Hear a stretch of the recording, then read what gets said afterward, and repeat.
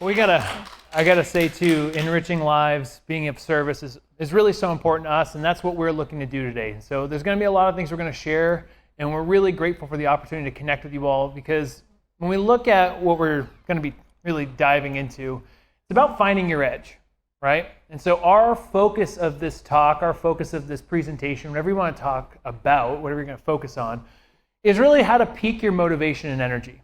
How to peak your performance so you can end this year strong and also set yourself up to win next year. So it's not just going to be a boilerplate talk. We're going to give you some actionable steps you can put in place, but we're really grateful for the opportunity, and this is all about you, setting the stage for everything you're going to learn, everything you're going to talk about as we go through today.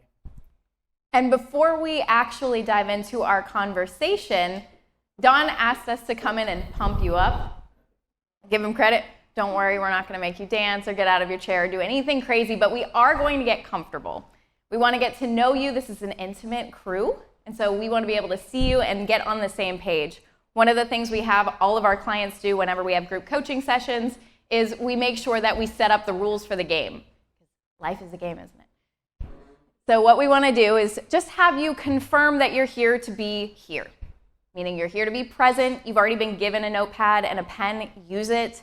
If I ask you a question, raise your hand or at least give me a nod. I already destined some people to give me nods, but everybody else, I would like to see that too. So can you guys give me a thumbs up or at least a verbal that you're going to be here to play full out? Yes. Yeah. Yes. Yeah, okay. We need the energy. Perfect. Awesome. So first question, I want to clarify and make sure we're on the same page. So who here, by show of hands, would like to grow their business and make more money through the end of this year and through next year? Okay. All right. I see a couple people in the back who don't want to make money, so we'll talk to you later. And second, who would like to do it while still feeling good? Who would like to do it without burning themselves completely into the ground? That should be most of you, right? That should be everyone. We still want to feel good while we grow our business, right? Thank you. So yes, our goal for today is to teach you how to do that. How do you grow your business? We know the market is tough right now. We know things have changed a lot. We are aware. But we still want to teach you not how to grow your business. That's going to come later with Scott and JR.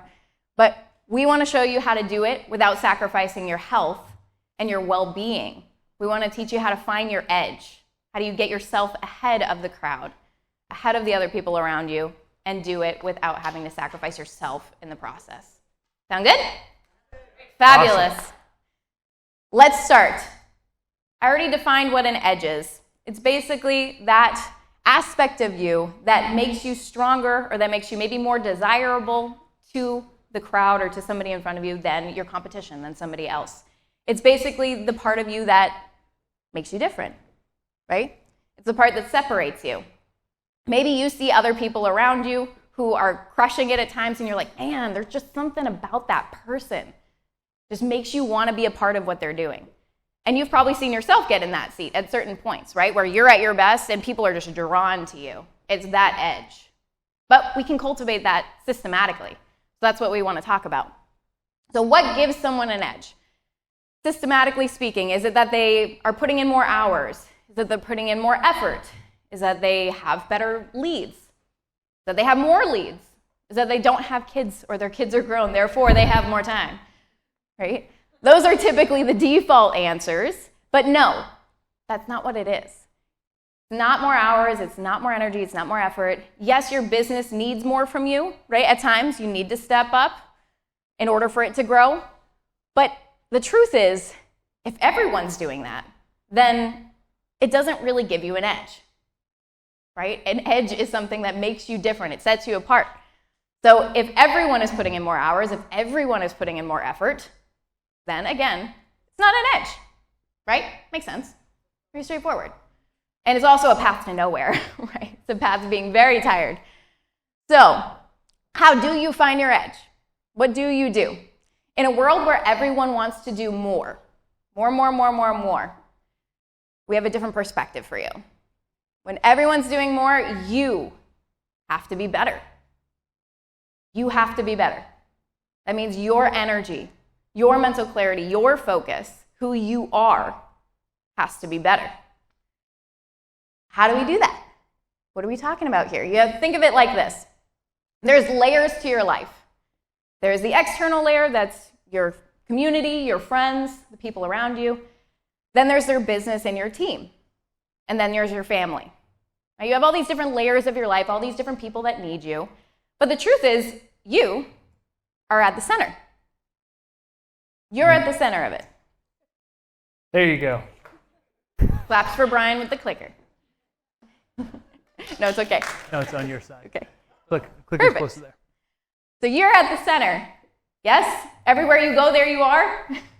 So if you are burning out and you are saying, I need to do more so that I can give more to my team, I need to show up more for my family, I need to do more showings, I need to give up my weekends, I need to do this, I need to do that, I need to do that. Usually the challenge is that you go on the back burner. And when you go on the back burner, it bleeds out. Everything around you starts to suffer. You can't be as present. You can't remember all the things that you have on your plate because you're tired, right? It's simple. It's simple, but it's real, right? So our opportunity for you and our idea is that you're at the center. So on the other hand, if you get better, everything else is going to rise. Everything else is going to get better. Your business will do better. Your family will feel more of you, right? You'll feel like you have more to give to your community. With me? Say aye. Excellent. Awesome. So that's our objective today. Again, coming back, our objective is to teach you how to find your edge. Yours is going to be different than the person next to you, than the person across the room, because you are your own person. And we want to see, what can we do today to give you an unending well of motivation that you can pull from, draw from whenever you need it? We know it gets hard out there. So how can we help you crush this quarter and set up 2024 so you already have momentum? And you can just ride that momentum, right? Sounds nice. That's what we want to do. Okay, but who are we? I've already been asked this today, and I'm grateful for it. I'm Lindsey Pickowicz, and this is my husband, Brian. And we are the co-founders and head coaches at the Fitness Project. And our core philosophy at the Fitness Project is exactly what I just shared. When you get better, everything else rises with you. Alternative is true as well. And underneath what you do or who you are is your habits. Your habits are what give you your edge. Those systems you have in place are what give you your edge. Okay? That's going to be our core focus for today. And the truth is, the only reason that we're up here is because you are our people. We have coached over 1,000 professionals and entrepreneurs who are extremely busy, extremely ambitious, just like all of you, and we've helped them integrate fitness into their life so that they can show up at their best and perform optimally, personally and professionally. We care about all of that, but it starts with you, and that's our job. Now, as we look at it, who here has felt a shift in the marketplace over the last few months? Last year, things have changed, right? Interest rates are at, I think, a 20-year high. Inflation's at 20% if you compared it to 2020. Things have changed. And we know that there is some rumors swinging around. At least that's what we heard. And the rumors are you might be in one of two boats right now. The first boat is a Titanic. Some of you have built really successful businesses. Some of you have the momentum behind you in the past. But there's an iceberg ahead. And you can see it. And that iceberg is, hey, you know what? I really feel like I'm burning out. I feel like I don't have the energy to sustain myself. You can feel that you can keep growing your business, but I don't know if I am the one who can do it because of the way I'm showing up for myself. Or maybe you're in the second boat. And the second boat felt like a sailboat. You know, interest rates were at 2.8% for a while. And you had all this momentum. You had all this tailwind. But that tailwind has turned into headwind. And it's challenging. And you're wondering, how do I get myself to grow? How do I get momentum again? The good news is regardless of what boat you're in, we're going to help you today. We have some really great perspectives I think are going to allow you to compound where you're at. And the real positive thing is today is October 20th, 2003. Why is that significant? Well, we get to look at where we want to be in a year, right? So you get to look at that target that you're going to set for yourself a year from now. And the exciting thing is you have, Lindsey confirmed this, 366 opportunities to win. It is a leap year, everyone. So you have 366 opportunities to win. And the key is learning how to make every day a win. Doesn't mean every day is perfect. It doesn't mean you're not going to fail. It doesn't mean you're not going to be challenged. But what are the small things that you can do to win each day? What are the habits you can put in place to do this? And so how are you going to win each day? It's as simple as this. You need to build better systems. You need to build better routines. You need to build better processes in your business, in your life, and how you show up day to day. And so when we talk about systems, what we're really saying is a collection of routines and habits. Collection of routines and habits. What are those small things that you do every day that allow you to compound and allow you to compound? And there's a really great quote that talks about the power of systems, and it comes from James Clear. Has anyone read Atomic Habits? Awesome. Awesome. So for those of you who haven't, this is going to be really helpful. So James Clear is the author of Atomic Habits. It's a New York Times best-selling book. It's been on the New York Times best-selling list for, I think, about 5 years now. And the quote that he draws from is, you don't rise to the level of your goals. A lot of you here have probably the same goals, right? Maybe even set the same goals year and year. But you fall to the level of your system. Our goal is the desired outcome. That's what we want. But the system is the collection of daily habits that allow you to get there. And so if you look at someone who's unhealthy and burnt out, the truth is they got there because they followed a system. Might have been how they managed stress, the way they got their business to grow, maybe they sacrificed themselves. But if you look at someone who's also grown their business and they're in healthy, good shape, and they're doing $100 million in business, they followed a system too. That might have been their daily rituals for themselves. It might have been the small practices they put in place in their business. It's our systems that allow us to grow. It's not our goals. So the key point to remember, you might want to jot this down, is if you want better results, you just need better systems. People who succeed have better systems. And so your systems are where you're going to find your edge. So this is our agenda. Our agenda to help you find your edge, and I will be prompting you to write some things down. You already have a notebook, so no excuses. Again, We are going to play full out. We are going to first clarify your ultimate result. Before we start talking, we're not going to be talking data and numbers, but you will be later. So before we get into all of that, we want you to clarify your ultimate result. We're going to help you establish your driving force. And then we're going to also help you craft your first 2 habits. You'll understand why 2 specifically is there later, to win. That will compound over time, and that will help you really set up that edge for the rest of this year and going into next. Again, sound good? Yes? Awesome. Wonderful. Awesome. So if you want to find your edge, the first step is to know your result. Knowing your result allows you to find your edge because that's actually what's going to allow you to succeed, even if your result is the same as someone else. You knowing your result is the first piece. Because when you know your result, when you know your ultimate result, when you have an aim, that gives you focus. And whatever you focus on, you continue to pour your attention into. When we have a clear target, what that does is it allows us to know what to remove because we stop being distracted. And it allows us to direct all of our attention and energy towards that result. And what's so important to remember is that you'll never hit a target you don't set for yourself. Right? So if you don't set the target, if you don't have the aim, if you don't know where you're going, you're going to be competing against someone who does. And if someone else has a target and they're willing to pay the price, that person almost always wins. And so when we talk about knowing your result, what we're really looking for is the power to create clarity. Because the clearer you are, the more power you have. We've all met people who are ultra clear on where they're going. And those people are the ones that drive forward. Those are the ones that move forward when they're even afraid or when things are challenging. So the more clear you are in your result, of where you want to be a year from now, the more you can start putting in processes and systems to get there. It's not just about setting goals. It's about creating focus.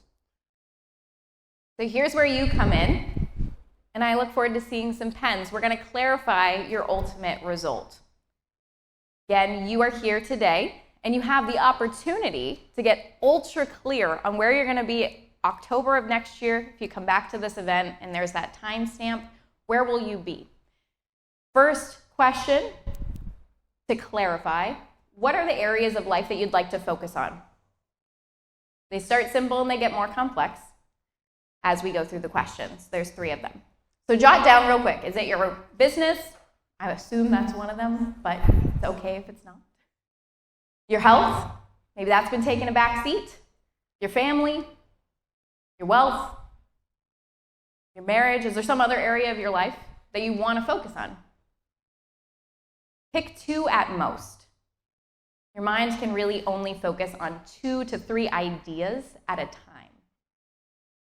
So if you try to multitask on all the areas of your life, it's going to feel real slow. Yeah, we're in a room full of achievers, so everyone's like, oh, I got all these things. Everything. Second question to jot down, just jot down some ideas. What are the 2 to 3 ultimate results you want in the next 12 months in that or those areas? Ultimate results. Think you're back in this room a year from now. You've worked on this. You've had absolute focus and clarity. What have you achieved? Jot at least a couple ideas down. And then third, coming all the way back to the present, what does progress towards that outcome look like by the end of this year? By New Year's Eve, what would tell you, ooh, okay, I've really made some strides. I've made progress here. What specifically would tell you that you've made progress towards that ultimate result or those couple ultimate results? Now, once we know our result, the second thing we need to articulate is our drive. And the reason why this is so important is when we talk about drive, what we're really talking about is your purpose. Your purpose is the bridge between what you want and what you have to do to get it. So when you think of someone who is driving towards their business's growth, there's a purpose that actually makes that growth significant for them. And in fact, I would say that even if all of you had the same goals, you were to sit down and talk about what makes that goal significant for you or what makes that goal significant for you, you'd have a different purpose. And that's so important that we start to articulate our purpose because our purpose is actually at the heart of what we're trying to accomplish. Our purpose is actually the thing that we want. It's the real meaning that we're giving to the result. For example, we're standing here today. Obviously, Lindsey and I do this for a living. This is a thing that we help people do. But it's not just enough that it's our business. It's not just that we serve people and helping them get healthy. For me, my purpose is knowing that when I was young, I saw what it looked like when someone lost their health. I had 2 parents who got really sick when I was young, and my dad had MS, and I saw the impact that had across my family. And then once I got old enough, I started going to the gym, and I realized, when I work on myself, when I have that 30 minutes or 45 minutes to pour back into myself, I'm more focused, and the things that I'm doing in life that are challenging become a little bit easier to deal with. And so I've been blessed to serve people with that gift because I see the ripple effect it has across their lives. The reason why that's so important to have a purpose and to know why you're doing what you're doing is because your purpose is what's going to allow you to follow through on the challenging days. The people who quit are the ones that don't have enough teeth in the game. That means that their heart's not in it. So when we think of the people who persist, if you want to persist through the hard times, the thing that's going to keep you going is your purpose. The thing that's going to keep you going is that drive. And it's also so important to remember when you're talking about your purpose, it actually defines your approach. So I'm going to use a fitness example because this is obviously our area of domain. But if you took 2 people who had the same goals, right? Person A and person B. Let's say person A is like, hey, I want to lose like 15 pounds, something I want to do. They also had the goal of being stronger and having more energy. For them, their purpose might be to have more confidence. They want to feel better. They want to feel better about themselves. They want to stretch their comfort zone. Whereas person B might have those same goals, right? Hey, I want to lose some weight. I want to be stronger. I want to have more energy. But their purpose might be longevity. I want to be able to be active with my grandkids or my kids. I want to have energy for them. I want to add decades to my life. And the reason why it's so important to look at the purpose behind our actions is because it actually gives us our map. So what we do in order to accomplish our goals changes based off of our purpose. Some of you might want to grow your business, and the purpose might be to have more cash. Well, you're probably going to cut your expenses. You're going to change the things you're doing day to day in order to reach that goal. Some of you might have the goal of, hey, my purpose is to give something to my kids. I want to leave a legacy. I want to really make sure that I leave my mark on the world. The way you show up is going to change. And so it's so important to dig into this, but it's also important to understand that there's some things that can screw this up. There's some things that can really make this so what we're saying today is empty. And what screws it up is if there's not a strong enough tie to the habits that we're putting in place for ourselves to the other areas of our life. So what leads people to set a goal and be inconsistent is that they don't see the impact. So let's say, for example, you're like, hey, you know what? I do need to start taking better care of myself. I do need to work on my health. But you see it as something that takes away from your business, or your approach takes away from your business. Well, when your business needs your attention, screw it. I'm not going to work out. I'm not going to do anything for myself. So what leads us to be inconsistent is when there's a weak tie to our other values. So we can start to link, rather, what we're doing in our health, or what we're doing for ourselves to our family or our business or some other area that's really important. That's actually the driving force behind that action. So the person who wants to be confident, they don't want to just be confident for themselves. They might want to make more money. Like, hey, you know, when I show up in the room, I feel weak. Like, okay, well, then your confidence is linked to your business, which means that when you work on yourself, you're actually impacting your business. You're actually doing something that's productive. Now, that doesn't mean you have to go be like Don and run 100 miles. Don did that this weekend. But I say that because sometimes we set such a high bar of what we think we have to do in order to work on ourselves, what we think we have to do in order to be healthy. So we can link the small things that allows us to follow through. And I'm already seeing some people write down the writing prompt. Great job. What we want you to do real quick, if you haven't already started jotting down your purpose or perhaps the impact it would have, take a second to look at the results you just wrote down in those areas of life and answer the question, what impact will accomplishing this goal, or making progress towards this goal, have on both my life and the lives of those around me, or the different areas of your world? Create the link now so that you can come back to it and remember why it's important you start doing this now, not later. You start working on this now, not later. So jot down a couple ideas before I let you go to the next slide. And to give an example of a link, because this is not necessarily something that you write down. It's something that you say, oh, I know it would help my business if I felt better. But do you know? Do you know? If you don't execute, then you don't really know it in your heart, right? Lori is a very bubbly, motivated real estate agent in Dallas, a dear friend, and was a client of mine. And when she came to me, she was so not herself. She felt very lethargic. She had just lost somebody very close to her that she felt responsible for. And she was just really feeling that. She didn't want to inspire others. She didn't want to encourage others. She wasn't showing up for herself. She had gained about 30 pounds or so, and she just felt terrible.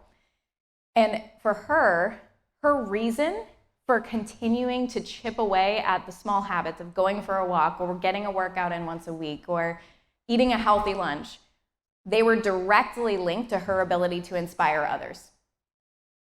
She knew that was a core part of who she was. She knew in order for her to step up and reach out to somebody to schedule an appointment or to post something on social media that was inspiring, she had to feel better. Otherwise, she felt disingenuous. She felt out of alignment with herself.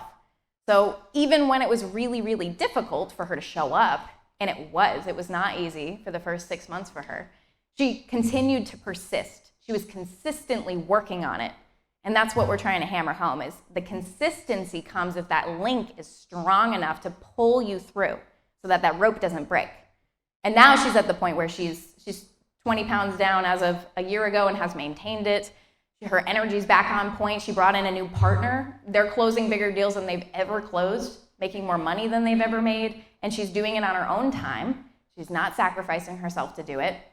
And she's not burning the candle at both ends, which is what she used to do in the past. Good job for Lori. But that's the power of having a really strong tie, really strong link. That's what we want to create for you. So once you know your result, once you have a clear purpose, now we're going to talk about systems, because you've created your criteria for success. Now we can actually talk about the habits you want to put in place. And it's so important to know that we have to put a small disclaimer on this. We have to give you a warning. And the reason why is because we're in a room full of achievers, people who get after it. They know what it means to push themselves. And that mindset usually leads us to overcorrect or overcompensate. Well, I'm not working out at all. I'm going to go do 6 days a week. Or, I'm going to be committed to my nutrition, so I'm doing keto. It's great to have ambition, but we also want to make sure that we can make progress. And so what we want to have you do instead, and what we want to really lean into, is understanding the power of what is called a keystone habit. Has anyone ever heard of a keystone habit? Awesome. So this is going to be a great, really powerful concept. It's changed my life. It's changed thousands of others. But a keystone habit is the one habit you put in place that positively impacts the others.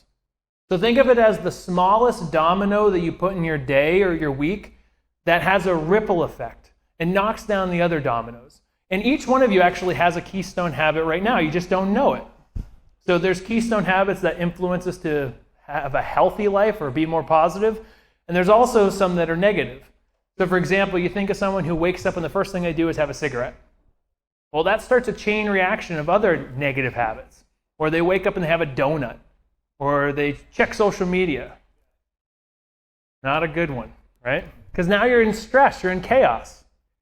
Whereas someone who wakes up, and maybe they go for a walk, or they meditate, or they sit down and they have breakfast with their kids, that's linked to the other great results that they're chasing, or it's linked to their purpose. And so what happens is that small habit influences the rest. And so to illustrate this more specifically, I want to talk about cream in your coffee. Does anyone put cream in their coffee? Do we have a couple psychos who like it black? No, I'm just joking. So there was this really great article I read a few years ago in Success magazine. And it was about this Fortune 500 CEO who had this ritual, this yearly routine around spring. He would lose 10 to 15 pounds to get in shape for summer. And when they asked him, what do you do? How do you consistently reach this goal? He said, the simple thing I do is I remove my cream from my coffee every day. He's like, it's not about the calories. It's not about how many calories I'm putting in my body. It's not the goal. The goal is to change the focus of my day. So when I remove the cream from my coffee, I remind myself, hey, I'm healthy. This is what I'm doing. I'm in this zone. And that led him to take the stairs when he got to work. He'd take the stairs and he'd drink a bottle of water. For the rest of the day, he was more dialed in because he wasn't distracted with lethargic energy of maybe some of the food he was putting in his diet in the previous months. He would have more energy to work out after work, get that walk in, he'd get that workout in, and that would ripple into the next day. And so that simple decision to remove something is what influenced the rest of his decisions. And the whole point to understand is we're not talking about changing everything. All we want you to do is to build tiny changes. So this is a graph from James Clear's book, Atomic Habits, and it's the power of tiny gains. So if you get 1% better every single day for the next year, what happens is by the end of the year, you will be 38% better. A 38% gain, just from 1%. So you talk about how do you grow your business by 38%? Well, what could you do that would improve your business by 1%? What could you do for your health to improve by 1%? What could you do for your family life or your marriage? You don't have to change everything. You just have to change small things. And what's remarkable is for a lot of you, you're already incredibly successful. You're in a room full of successful people. You wouldn't be here if you weren't. So you already have such a great standard to work from. If you start building systems from this place forward, the sky's the limit. It all starts with small changes. And to just give you a small example of something to think about is, small example of what 1% change looks like. So this is one of our clients, Matt. Matt owns a logistics company. They've got about $10 million per year. They're continuing to grow. And Matt reached out to me. He was at his heaviest ever. It's like, man, like I'm really struggling to sustain my energy, to push myself to get to where I want to be. And when we started talking, he was overwhelmed by the process of working on himself. So what we did was we instituted 2 keystone habits. One for the week, which was, hey, go do a 30-minute workout. Just stretch, just move your body. And one for the day, which was have a healthy breakfast. As that started to become his new foundation, you could build off of that. And what ended up happening is Matt's down 60 pounds. He's got more energy, he's got more focus. His business has increased its profits by 32% this year. And he continues to step in as the leader that he wants to be for his business and his family. And so this is just an example, right? What does 1% change look like from today? It can be a lot of things.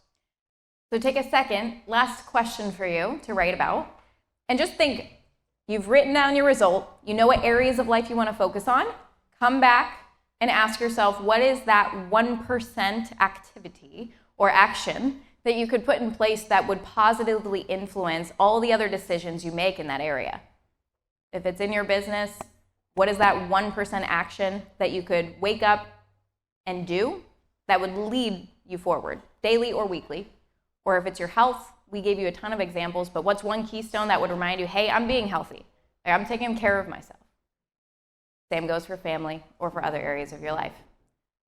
So just jot some ideas down, and we're happy to jam on this later and give you as many bits of feedback as would be useful. So again, to tie it all back, in order to have your edge for the next year, you need to know your result, where you're going, what's your focus. Second thing is to know your driver, your purpose, the thing that's going to keep you moving forward. And then lastly, what are the systems that you put in place? What are the systems you can start from today or this week? What are the systems that continue to move in that direction of where you want to be?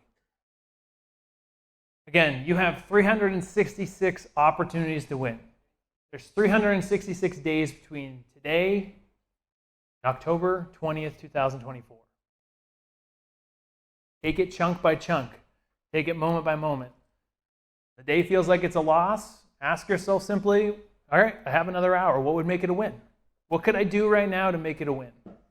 One of the best things you can do when things are going wrong is to not make them worse. So again, leaning on that principle, that's how you find your edge, and that's where you'll grow.